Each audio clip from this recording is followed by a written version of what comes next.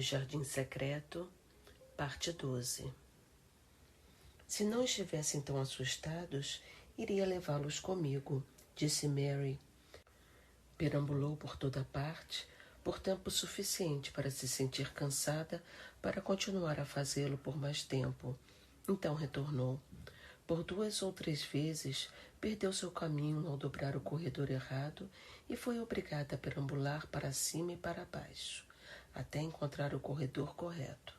Mas finalmente alcançou seu próprio andar novamente, embora estivesse a alguma distância de seu próprio quarto, mas não soubesse exatamente onde estava.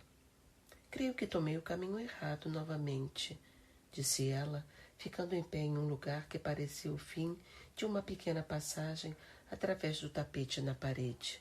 Não sei qual caminho seguir. Está tudo tão silencioso.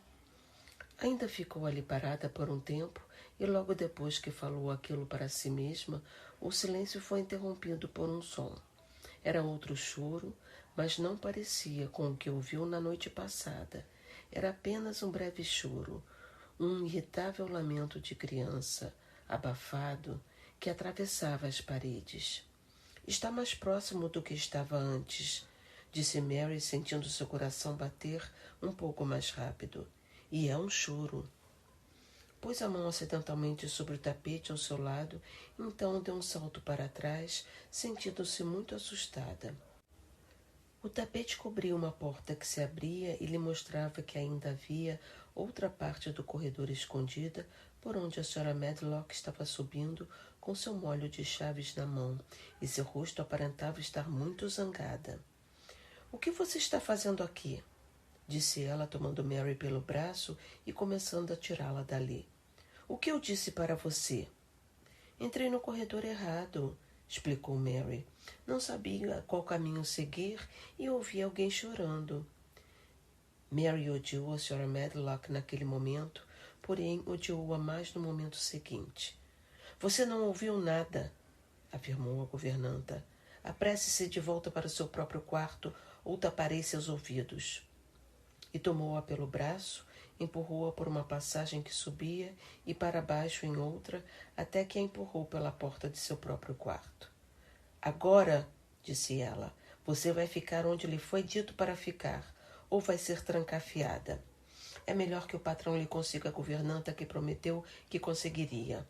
Você precisa de alguém esperto para cuidar de você. A governanta saiu do quarto, batendo ruidosamente a porta, e Mary sentou-se no tapete da lareira, pálida de raiva, e não chorou, mas rangeu os dentes. Havia alguém chorando. Havia, disse para si mesma. Já tinha ouvido aquele choro 2 vezes e um dia descobriria. Fizera várias descobertas naquela manhã, sentia como se tivesse percorrido uma longa jornada. E, de qualquer forma, foi divertido. Afinal, brincou com os elefantes de marfim e viu o rato cinza com seus filhotes no seu ninho dentro da almofada de veludo. 2 dias depois, quando Mary abriu os olhos, imediatamente sentou-se aprumada na cama e deu um grito para Marta. — Olha o pântano! Olha o pântano! A tempestade tinha terminado e a névoa e as nuvens cinzas desapareceram pela ação do vento durante a noite. O vento também tinha cessado e um céu brilhante de um intenso azul arqueou ao alto sobre o pântano. Nunca jamais Mary havia sonhado com um céu tão azul. Na Índia, as nuvens eram quentes e resplandecentes. O céu era de um azul profundamente sereno que quase parecia cintilar como a água de algum lago encantador e impenetrável, e ali, ao alto da arqueada imensidão azul, flutuavam pequenas nuvens como uma neve branca. O vasto território do pântano parecia suavemente azul, em vez de um sombrio negro púrpura ou um terrível cinza melancólico. — Oh, disse Marta, com um sorriso alegre. A tempestade cessou um pouco. Fica assim nessa época do ano. Vai-se embora em uma noite, como se estivesse fingindo que nunca estivera aqui e não pretendesse voltar novamente. Eu achava que sempre chovia, ou o tempo parecia escuro na Inglaterra, disse Mary. — Ah, não, disse Marta, sentando de pernas cruzadas entre suas escovas de cerdas pretas. Natipo? O que é isso? O que isso quer dizer? Perguntou Mary, muito séria. Na Índia, os nativos falavam dialetos diferentes, que apenas poucas pessoas entendiam. Assim, não ficava surpresa quando Marta usava palavras que não conhecia. Marta riu como tinha feito na primeira manhã. Era o que faltava, disse Marta. Falei com sotaque de Yorkshire novamente, como a senhora Medlock disse para eu não fazer. Natipo quer dizer nada do tipo, disse vagarosa e cuidadosamente. Mas é muito mais fácil abreviar. Quando está ensolarada, Yorkshire é o lugar mais ensolarado da terra. Eu lhe disse que acabaria gostando do pântano em pouco tempo. Espere até ver as florações de carqueja douradas, a giesta e a urze, todas as campânulas púrpuras e centenas de borboletas batendo asas, abelhas unindo e as cotovias pairando nos ares e cantando. Você vai querer sair no pântano como o nascer do sol e viver fora de casa todos os dias como Deacon faz. Eu já poderia ir para lá? Mary perguntou ansiosa, olhando através de sua janela para o longínquo azul. Era uma cor tão recente, imensa, maravilhosa e celestial. Não sei, respondeu Marta. Parece até que você nunca usou suas pernas desde que nasceu. Você não conseguiria caminhar nem 8 quilômetros, que é a distância até o nosso chalé. Gostaria de ver seu chalé. Marta olhou-a por um momento, assustada e curiosa, antes de apanhar a escova de polimento e começar a esfregar a grelha de novo. Estava pensando que o rostinho simples não parecia, naquele momento, tão amargo quanto na primeira manhã que o viu. Parecia um pouquinho com o rosto da pequena Susanne, quando queria muito alguma coisa. Vou perguntar para minha mãe sobre isso, disse ela. Mamãe é uma dessas pessoas que quase sempre enxergam uma maneira de resolver as coisas. Hoje é meu dia de folga e estou indo para casa. Ah, estou feliz. A senhora Medlock tem muita consideração pela mamãe. Talvez pudesse conversar com ela. Gosto de sua mãe, disse Mary. Sabia que você gostava, concordou Marta, parando de polir. Nunca a vi, disse Mary. Não, você não a viu, respondeu Marta. Marta soergueu-se sobre seus pés novamente e esfregou a ponta do nariz com as costas da mão, como se estivesse perplexa por um momento. Então concluiu muito positivamente. Bem, ela é aquela mulher sensata, limpa, de bom humor e que se dedica ao trabalho pesado. Ninguém poderia não gostar dela, tendo-a visto ou não. Quando estou indo para casa, para vê-la no meu dia de folga, simplesmente pulo de alegria enquanto atravesso o pântano. Gosto de Deacon, acrescentou Mary, e nunca o vi. Bem, disse Marta resolutamente, eu lhe disse que até mesmo os pássaros, os coelhos, as ovelhas selvagens, os pôneis e as próprias raposas gostam dele. Eu me pergunto, disse olhando para Mary de forma assustada e reflexiva, o que Deacon pensaria de você? Ele não gostaria de mim, disse Mary em seu jeito acanhado, frio e severo. Ninguém gosta. Marta olhou pensativa novamente. Você se gosta? Perguntou, como se estivesse realmente muito curiosa para saber. Mary hesitou por um momento e refletiu sobre a pergunta. Não muito, respondeu ela, mas nunca pensei nisso antes. Marta sorriu um pouco, como se estivesse lembrando de algo. Mamãe me falou isso uma vez, disse Marta. Ela estava se banhando em sua tina e eu de mau humor falando mal das pessoas, até que ela voltou-se para mim e disse, você, jovem megera, você, aí está você falando que não gosta dessa de outra pessoa. Como pode gostar de você mesma? Isso me fez rir e cair em mim imediatamente. E ela foi embora em um excelente humor, logo após servir o café da manhã a Mary. Pretendia caminhar 8 quilômetros cruzando o pântano até o chalé, ajudar sua mãe com a lavagem de roupas, preparar a fornada da semana e divertir-se completamente. Mary sentiu-se mais solitária do que nunca quando soube que a criada não mais estava na casa.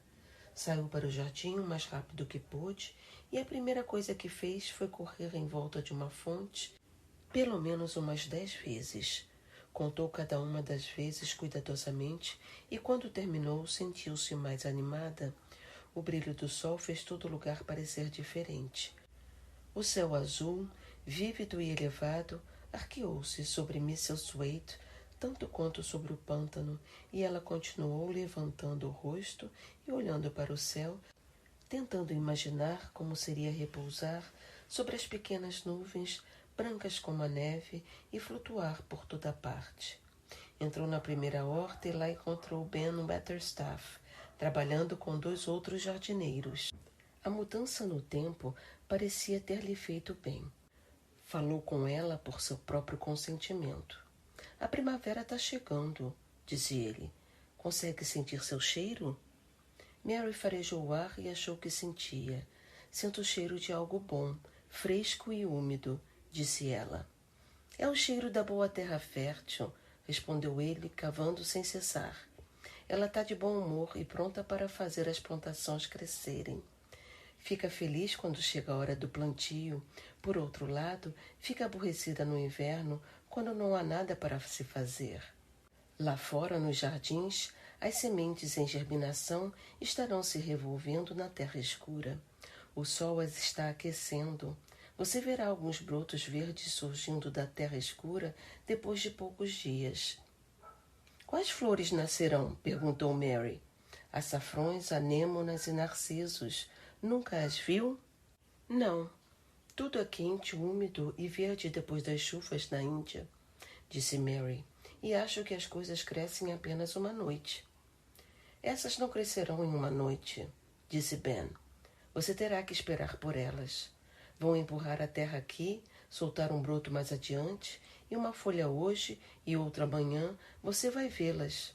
Vou sim, respondeu Mary. Depois de segundos, ouviu outra vez o suave farfalhar de asas e soube que naquele mesmo instante que o pinta-roxo aparecera novamente.